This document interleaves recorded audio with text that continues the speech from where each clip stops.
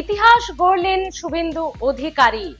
৫৫ বছর পর জেলা থেকে ফের মুখ্যমন্ত্রী পেল রাজ্য।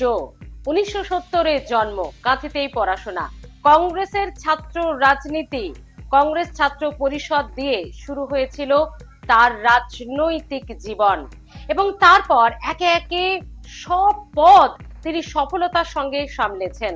হয়েছেন কাউন্সিলর, তারপর দেখা গিয়েছে তাকে পুরসভার চেয়ারম্যান পদেও, হয়েছেন বিধায়ক, সাংসদ এবং পরিবহন মন্ত্রী থেকে বিরোধী দলনেতা।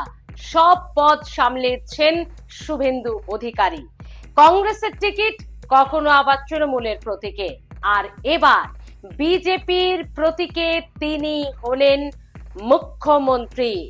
এই রাজ্যের বিজেপির প্রথম মুখ্যমন্ত্রী। বিজেপি রাজ্যে ক্ষমতায় এলো প্রথমবার, আর মুখ্যমন্ত্রীও হলেন প্রথমবার শুভেন্দু অধিকারী। ইতিহাস রচনা করে রাখলেন রাজ্যের নবম মুখ্যমন্ত্রী হয়ে শুভেন্দু অধিকারী। একটা লাইন আপনাদের কাছ থেকে, যারা ভিডিওটা দেখছেন প্রত্যেকের কাছ থেকে একটা শব্দ হোক বা একটা লাইন আজ আশা রাখছি শুভেন্দু অধিকারীর জন্য। প্লিজ কমেন্ট করতে ভুলবেন না, আপনার চোখে শুভেন্দু অধিকারী। একটা শব্দ হোক বা একটা লাইন হোক, অবশ্যই আশা রাখছি। ভালো থাকুন, দেখতে থাকুন বেঙ্গল ভয়েস।